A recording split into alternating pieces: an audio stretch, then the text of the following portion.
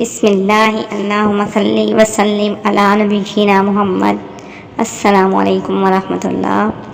اخلاقیات قوموں کی تعمیر کرتی ہیں۔ دوڑ کے مقابلوں میں فنش لائن سے چند فٹ کے فاصلے پر کینیا کا ایتھلیٹ عبدالمتی سب سے آگے تھا، مگر اس نے سمجھا کہ وہ دوڑ جیت چکا ہے۔ اس کے بالکل پیچھے اسپین کا رنر ایون فرنینڈز دوڑ رہا تھا۔ اس نے جب دیکھا کہ متی غلط فہمی کی بنیاد پر رک رہا ہے تو اس نے اسے آواز دی، دوڑو، ابھی فنش لائن کراس نہیں ہوئی۔ عبدالمتی اس کی لینگویج نہیں سمجھتا تھا، اس لیے وہ بالکل سمجھ نہیں سکا۔ یہ بہترین موقع تھا کہ فرنینڈز اس سے آگے نکل کے دوڑ جیت لیتا، مگر اس نے عجیب فیصلہ کیا۔ اس نے عبدالمتی کو دھکا دے کر فنش لائن سے پار کروا دیا۔ تماشائی اس اسپورٹس مین اسپرٹ پر دنگ رہ گئے۔ فرنینڈز ہار کے بھی ہیرو بن چکا تھا۔ ایک صحافی نے بعد میں فرنینڈز سے پوچھا، تم نے یہ کیوں کیا؟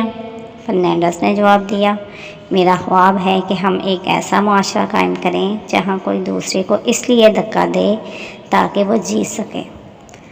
صحافی نے پھر پوچھا، مگر تم نے کینیا کے ایتھلیٹ کو کیوں جیتنے دیا؟